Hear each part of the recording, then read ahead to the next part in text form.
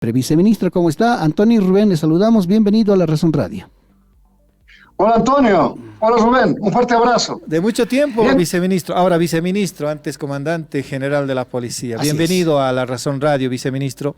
Todos nos preguntamos, ¿dónde está Marcet? ¿Qué respuesta tiene el gobierno a estas alturas de las investigaciones? 13 días han pasado del operativo fallido del 29 de julio. Viceministro. Marcet está sumido en la incertidumbre, Marcet está sumido en depresión, Marcet está sumido en la mentira, pues la policía boliviana y los organismos internacionales con cuales estamos coordinando actividades lo ponen intranquilo. Y estoy plenamente consciente de lo que digo, plenamente consciente, Adelante. Sí, lo escuchamos. Plenamente consciente de lo que digo, pues hemos estado coordinando con las policías y los ministerios del Interior de Brasil, Paraguay y Uruguay, donde hemos logrado ya establecer inclusive la carrera criminal que este sujeto ha tenido a lo largo de su vida. Empezó muy joven, empezó a los 13 años y claro, la motivación para empezar a delinquir es variada. Sin embargo, con el crecimiento, tanto vamos a llamar corporal como delictivo, el individuo hoy día es calificado como el gerente de la hidrovía. Esto quiere decir que usa los puertos de Paraguay, usa los puertos de Uruguay, inclusive alta mar, así me lo contaba el ministro del Interior, para introducir alijos de sustancia controlada en embarcaciones que tienen como punto final Europa. La pregunta es, ¿dónde está Marcet? Lo estamos buscando de manera incesante y de todas las maneras, en Bolivia y en el extranjero. Y creo que este debería ser un compromiso no solamente de nuestro país, que hoy día ha tomado el liderazgo de manera consciente sobre la peligrosidad que significa para todos nosotros ese individuo. Y es que en Bolivia, y siguiendo las tendencias de la carrera criminal y la organización criminal, hemos logrado descubrir una jerarquía, una especialización, actividades de coordinación y, claro, el territorio y la violencia. ¿Y por qué estoy haciendo referencia a esto? Especialización, porque el sujeto en esta organización criminal, de acuerdo a las versiones del ministro del Interior del Uruguay, es el transportista, es el gerente de la hidrovía y se encarga de, vuelvo y repito, de transportar la sustancia controlada desde Sudamérica hasta Europa. Y eso le da hoy día en nuestro país una otra característica. En algunos círculos era visto como un ser próspero, como un empresario, como alguien ligado a los ámbitos del fútbol, inclusive ámbitos empresariales. Y claro, esto ha provocado que se detengan a las personas de estructuras de poder que han favorecido en la generación de identidad, en la provisión de bienes y el prestar nombres para que se blanqueen estos activos. Entonces, se continúa en la búsqueda, pero esta vez ya se lo hace a través del conocimiento del entorno familiar y de los antecedentes de cada uno de los componentes del círculo íntimo de Marcet. Marcet ha introducido... Viceministro, permítame preguntarle, usted es experto en investigación, lo sabemos, conocemos de su carrera, todo. Nos gustaría que nos explique esa partecita. ¿Cómo es posible que haya podido escapar cuando se ha dicho que una hora antes le avisaron, en fin, pero cómo es posible que haya esa partecita logrado escapar con ayuda de alguien, con ayuda de quién? Eso también se está investigando. Y después, ¿cómo es que puede ser que ya esté en otro país? Explíquenos esa partecita, por favor, viceministro. Muy bien, Antonio. Marcet tiene 3 estructuras de protección. Una estructura armada, una estructura legal y una estructura financiera. La estructura armada acompaña de manera permanente a Marcet y por lo menos eran 6 hombres los que conformaban esta estructura, los cuales realizan labores de contrainteligencia y contravigilancia. La policía boliviana también realiza labores de inteligencia, pero no tenemos las ventajas que tienen otros países. Nosotros no podemos interceptar llamadas, no podemos utilizar vigilancia intrusiva, técnicas especiales de investigación que tiene cualquier nación, menos Bolivia. Porque claro, ha dejado en pro del individuo aquellos privilegios que otros estados tienen. Es decir, se respeta al ser como ser en perjuicio de las ventajas que tiene el Estado. Y cuando le hablo, usted me está diciendo, han habido procesos de relevamiento de información que le han permitido alertarse. Eso es mentira. A Marcet se lo había seguido durante 33 días a partir de una información que recibe nuestro ministro de Gobierno en una reunión del Mercosur, en la cual la noticia acerca de Marcet le dan una identidad que no era la que estaba utilizando Luis Pablo Morí Santos, le dan la identidad de Marcet, que no tenía registro de ingreso a Bolivia, y una dirección que era errónea.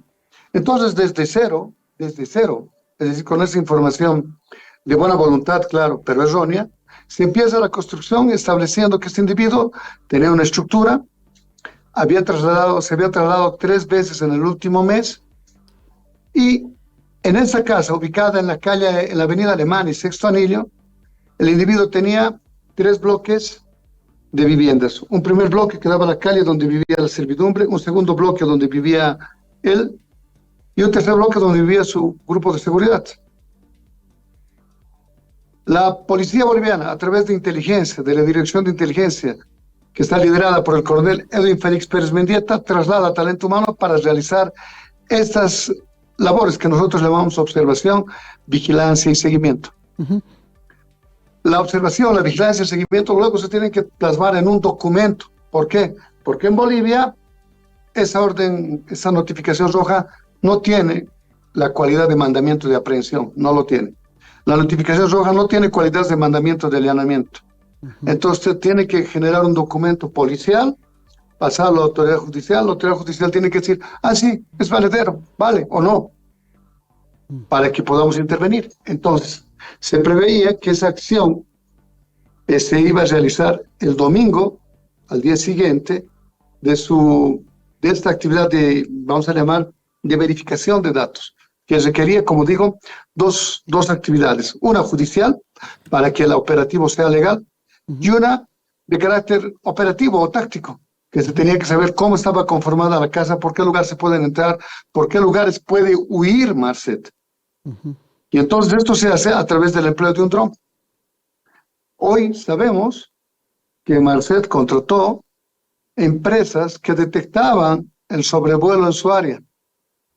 El teniente que estaba monitoreando el dron está con unos lentes, no me acuerdo cómo se llama, realidad virtual, monitoreo, no lo sé.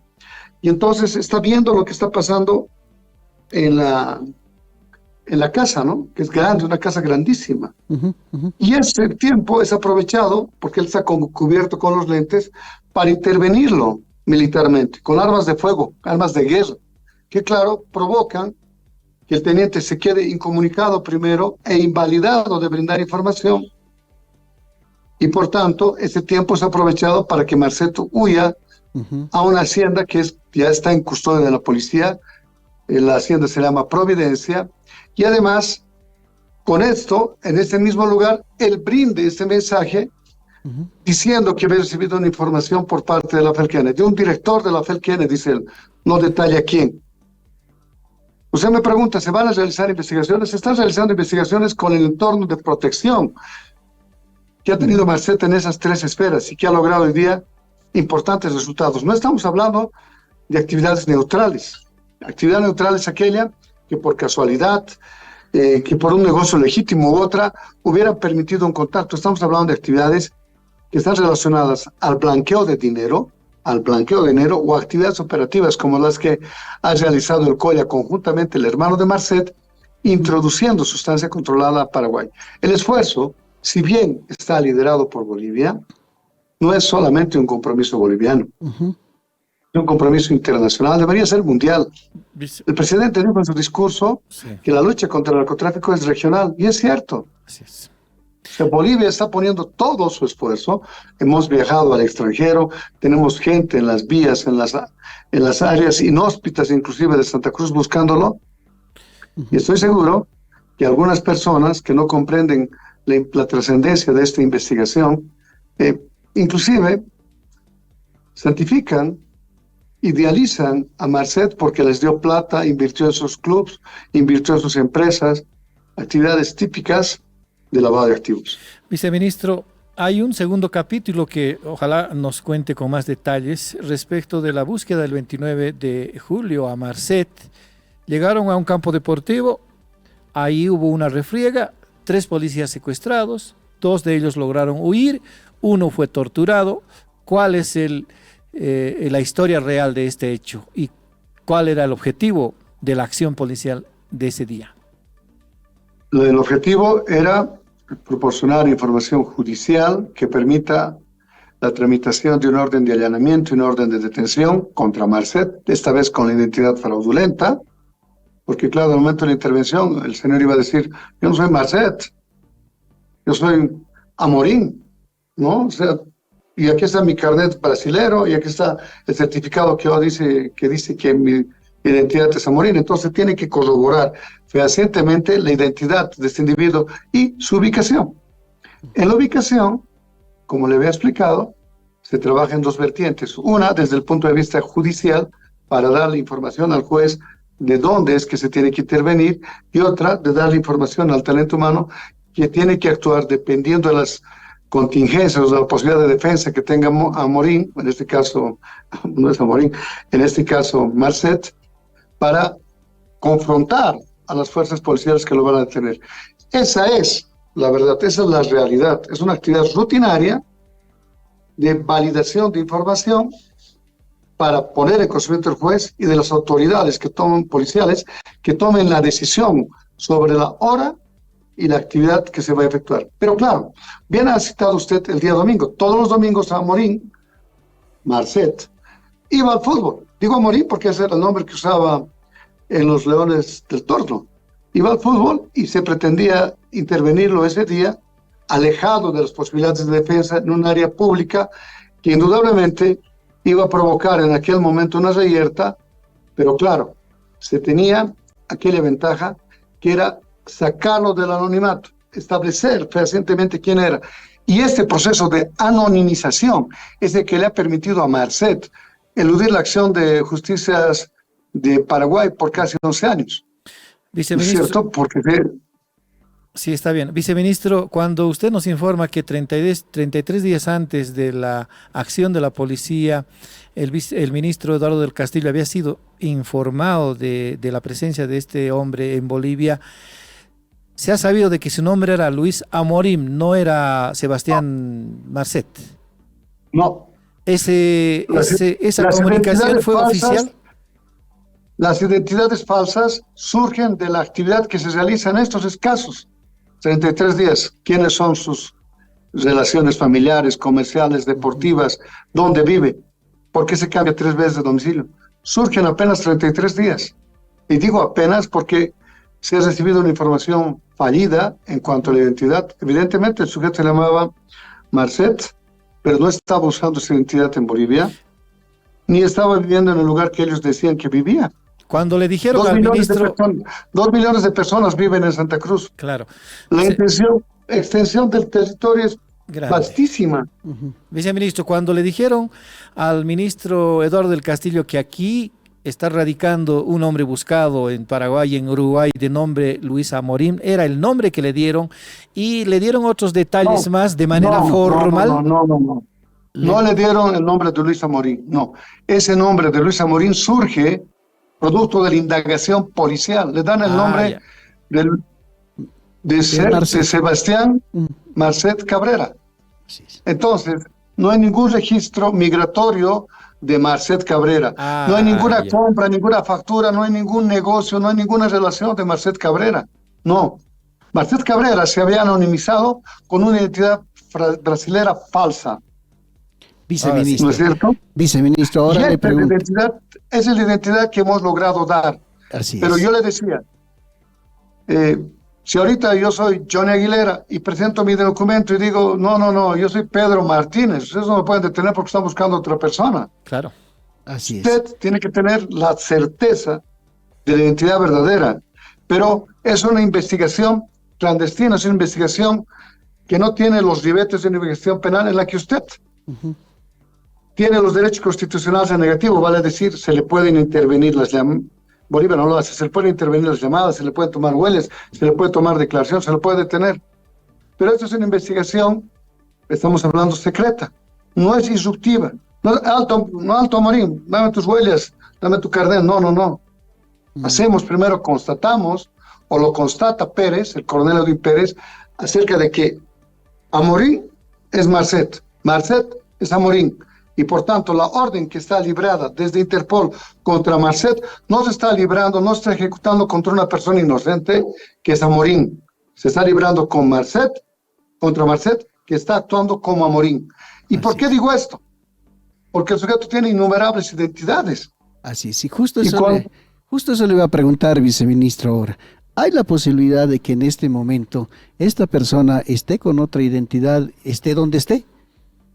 Claro que sí, pero ya sabemos de características físicas, el tatuaje en el cuello, los tatuajes en el brazo, y que esta es la modalidad que emplea para introducirse en sociedades en las cuales aparece como financiero, como empresario y como futbolista.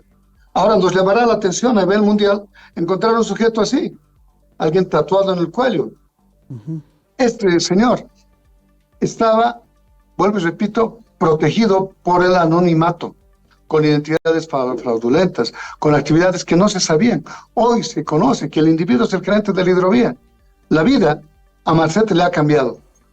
Antes vivía placenteramente, hoy es un prófugo, hoy es un evadido, no solo de Bolivia, del continente, de la región y ojalá del mundo, porque todos somos responsables, todos quienes formamos parte del Interpol somos responsables de su detención. Entonces, claro, Bolivia está tomando pecho, está haciendo carne de esa búsqueda para precisamente demostrar su compromiso en la lucha contra la criminalidad organizada. Así lo ha dispuesto el presidente. Viceministro, ¿qué se ha establecido en Bolivia respecto de la responsabilidad penal de Marcet? ¿Qué delitos aquí cometió el señor Marcet? Se ha dicho lavado de dinero. ¿Cometió el delito de narcotráfico, por ejemplo? Bueno, mi área no es el narcotráfico, mi área es la seguridad interna. Estoy seguro que el doctor Mamani va a poder informarles acerca de las actividades de narcotráfico. Pero él forma parte de una estructura criminal del narcotráfico. Ya. Y aquí en Bolivia, fehacientemente, ha cometido delitos. No como dicen en otros países, no, aquí no cometió delito. Aquí sí, estoy seguro que hay falsedad material, falsedad biológica, porque son documentos falsos los que ha utilizado en Bolivia, documentos falsos paraguayos, documentos falsos brasileros, que han introducido en el país una identidad que no es la real.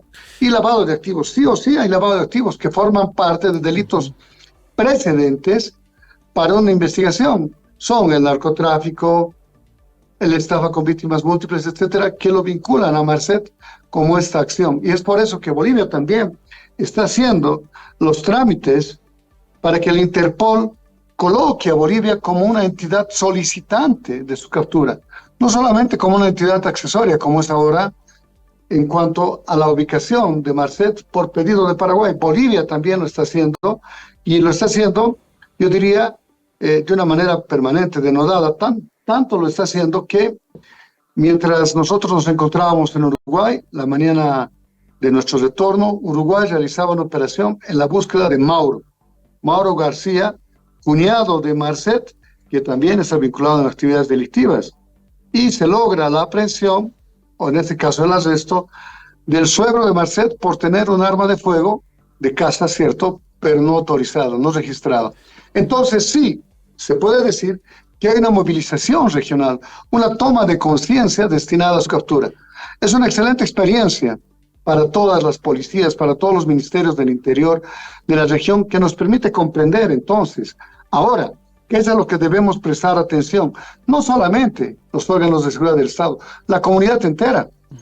Tiene que ser llamativo que alguien aparezca a pagarnos el precio de un terreno con un mayor precio que el que estamos pidiendo. Así es. Tiene en la mano la atención el usar un nombre de una persona como comprador del terreno o del bien, sin posibilidades de pagar ese bien. Claro. Pone más de atención. Sí. Ahora, tenemos que ver si son actividades neutrales o delictivas. Viceministro, ayer el ministro Eduardo del Castillo hablaba de 3 hipótesis. No nos ha quedado un tanto clara las primeras 2 hipótesis. La tercera dijo que posiblemente hubiera salido hacia Brasil. ¿Se ha hecho gestiones ante Brasil ante esa presunción, viceministro? Claro que sí, y es que tiene que ser un compromiso de todos, más allá de la gestión, y debo felicitar al ministro que ha motivado el traslado de su equipo al exterior con la intención precisamente de identificar estas relaciones, de motivar a que ellos actúen en la persecución de este individuo. Usted me habla de las 3 hipótesis y claro, las 3 hipótesis, una de ellas es que se encuentra en territorio boliviano, sí. Otra que estuviera refugiado en alguno de los países en los cuales el sujeto ha tenido algún nivel de interacción, me refiero a Paraguay, Uruguay o inclusive Brasil. Ninguna de esas hipótesis tiene que ser negada, pero tampoco deja de ser hipótesis la posibilidad de que lo encontremos en el país. Estamos trabajando en ello, lo estamos haciendo permanentemente. Ahora bien, se está haciendo en la búsqueda de Marcet y en la ruptura, es el término adecuado, de la estructura que este sujeto tiene. Lo estamos haciendo en el país, ojalá que lo hagan en el extranjero también. Viceministro, se ha informado a través de un medio de comunicación, obviamente esta información no va a ser corroborada ni confirmada por la misma DEA, en sentido de que la DEA había prohibido a los países vecinos de Bolivia, especialmente Paraguay, Uruguay, Brasil, de ofrecer información. Ayer dijo el ministro que más allá de que hubiera esa información, estos países están ofreciendo información a Bolivia para la búsqueda de este hombre. ¿Conoce el gobierno boliviano oficialmente de ese documento que atribuye a la DEA de prohibir información? En principio, la DEA es una agencia que está encargada efectivamente del combate a las drogas. Es una agencia que emplea informantes, interceptación de remesas de droga, infinidad de medios, todos clandestinos. ¿Me explico? Todos clandestinos, todos secretos.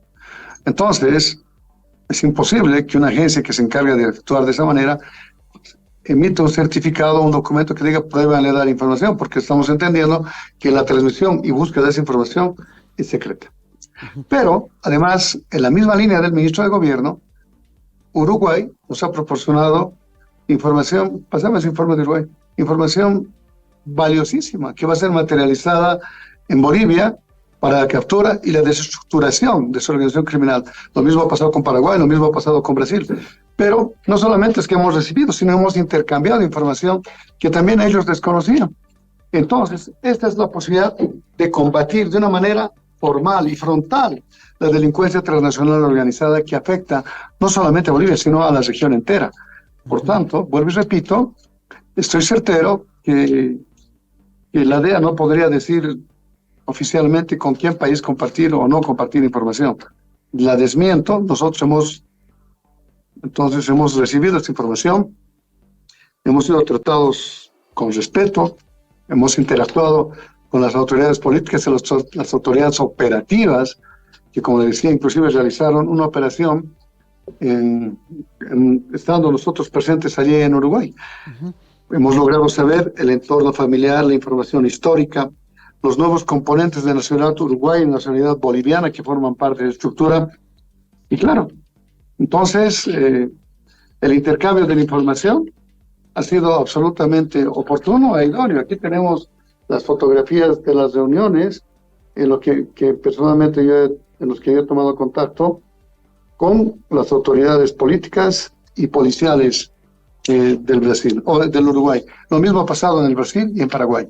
Viceministro, compartimos plenamente alguna vez y hace tiempo atrás aquí con Rubén habíamos siempre descrito a la actividad del narcotráfico como una actividad transnacional que no tiene que ser ya, que ningún país se lo tiene que reivindicar ni a ningún país se lo tiene que señalar, es una actividad transnacional y nos complace que ahora también se lo enfrente a esa altura, ¿sí? Y como usted dice, a nivel regional. Falta un poquito, vamos a reclamar siempre de qué se hace con relación al consumo, bueno, ese es otro tema, pero que también en algún momento hay que ponerlo frente al tapete, sobre todo para los países del frente, ¿no es cierto?, que son los receptores finalmente de todo del producto del narcotráfico. Viceministro, quiero preguntarle ahora si nos puede poner al día En todos los operativos, allanamientos que se han realizado, las personas que están siendo investigadas, las personas que ya han sido detenidas, ¿En qué países y qué países están propiciando la búsqueda? Y en Bolivia, sobre todo, viceministro, ¿tiene los datos? ¿Nos los puede ofrecer ahora, por favor? Sí, hemos realizado más de 61 allanamientos, tenemos 18 personas sometidas a detención preventiva, 46 personas investigadas en grados directos e indirectos con Marcet. Como usted sabe, tenemos por lo menos 17 inmuebles secuestrados, 17 fusiles, 5 pistolas, un rifle de caza, y yo creo que la afectación es por lo menos de 10 millones de dólares entre comillas, al emporio de Marcet. Pero también hemos logrado identificar a otras personas que utilizaban identidades bolivianas de ciudadanos muertos, como es el caso de Sebastián Alberti Rossi, alias Ademar Cheney Baraus.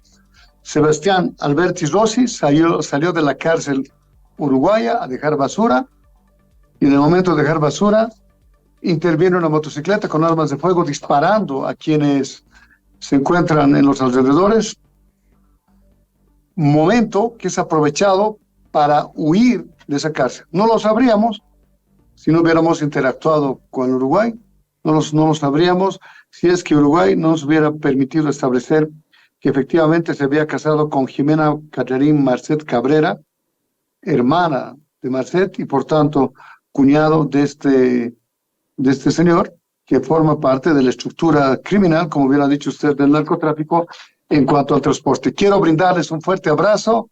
Muchas gracias por su tiempo, por su tolerancia, y ojalá podamos reunirnos otra vez con La Razón. Si me permiten, yo estaba, creo, borrado en la lista de contactos de La Razón. No, para nada, viceministro. Para nada, viceministro. De todas maneras, quisiera preguntarle, última pregunta para una línea de respuesta. ¿Qué países están buscando a Marcet así de manera conjunta? ¿Se sabe? ¿Uruguay, Paraguay, Brasil, Bolivia y Estados Unidos también? Bueno, todos estamos obligados a realizar búsquedas porque hay una notificación roja de Interpol que la ha gestionado Paraguay, también la está gestionando Bolivia, todo el mundo, es decir, todos, 158 países que forman parte de esta transmisión de información. Estoy seguro que están trabajando en su búsqueda y en su ubicación. Estamos liderando de manera regional este esfuerzo, pues efectivamente se nota el compromiso que tiene Bolivia en su persecución, que está siendo, estoy seguro, transmitido a todos quienes pretendemos luchar contra la criminalidad transnacional organizada. Viceministro. Y como gobierno, sí, gobierno hemos colocado todo el esfuerzo nacional en su captura y en la desestructuración de su red. Pero también hay que hablar que no solamente es un compromiso del gobierno, es un compromiso de la sociedad. Algunos que han recibido los dineros de Marcet para sus empresas piensan que es un ser solidario, un empresario de renombre, de raigambre, y entonces no solamente deben ser los estados, sino también las personas las que reciban estas llamadas de atención hacia el futuro. ¿Esas empresas están identificadas, viceministro? Sí, están intervenidas. Y continuamos en el día a día, se van conociendo a partir de la actividad de investigación nuevas personas, nuevas empresas, nuevos lugares que obligan a mantenernos en movimiento, en gimnasia. Viceministro, sí, con toda sinceridad, con mucho cariño, muchas gracias por todos los datos que nos ha ofrecido, por todas las explicaciones que nos ha dado, nos ha ayudado a entender con muchísima más claridad este caso de Sebastián Marcet. Viceministro, lo vamos a estar convocando. No estaba borrado. Sí, más frecuentemente, ahora que ya tenemos el contacto, así que y sobre todo para hacer seguimiento a este caso y muchas otras cosas más. Viceministro, muchísimas gracias, va a ser hasta una próxima oportunidad. Un abrazo, buenos días. Buen día, viceministro.